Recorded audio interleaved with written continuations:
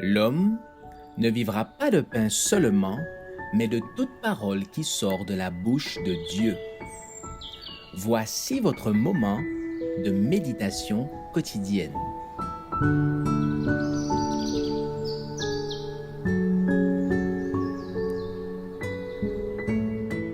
Avec Dieu chaque jour.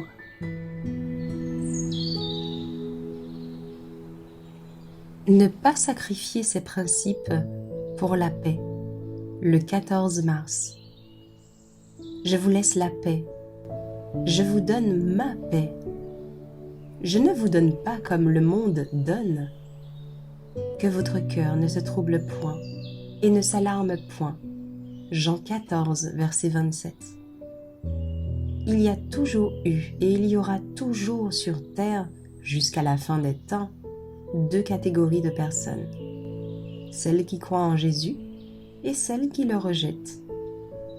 Si mauvais, si odieux, si corrompus que soient les pécheurs, ils seront purifiés par la foi en Christ et blanchis par l'accomplissement de sa parole.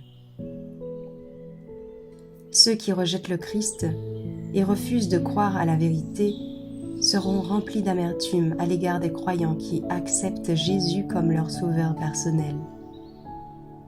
Mais ceux qui reçoivent le Christ sont attendris et subjugués par la manifestation de son amour et par l'humiliation, les souffrances, la mort qu'il a subie pour eux. La paix que le Christ a donnée à ses disciples et que nous réclamons est une paix née de la vérité, une paix qui n'est pas anéantie par les divisions. Il peut y avoir des guerres, des luttes, des jalousies, des envies, de la haine, mais la paix en Christ n'est pas celle que le monde donne ou retire. Elle subsiste au sein des machinations et de la plus farouche opposition de ses ennemis. Le Christ ne cherchera pas un seul instant à acquérir la paix en reniant sa foi sacrée. La paix ne pouvait pas être le résultat d'un compromis de principe. Les enfants de Dieu commettent une grande erreur lorsqu'ils essaient de combler le vide qui sépare les êtres de lumière des êtres des ténèbres, en reniant leurs principes, en transigeant sur la vérité, on renoncerait à la paix du Christ si l'on pactisait ou si l'on fraternisait avec le monde.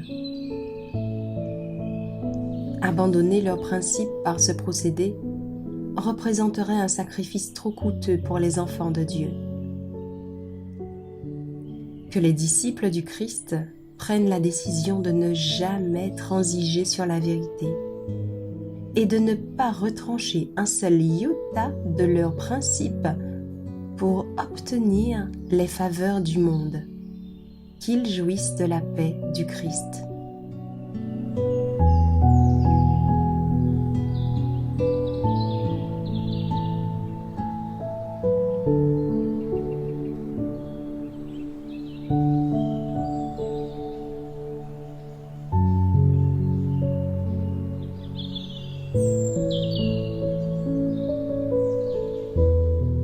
Merci d'avoir écouté cette présentation.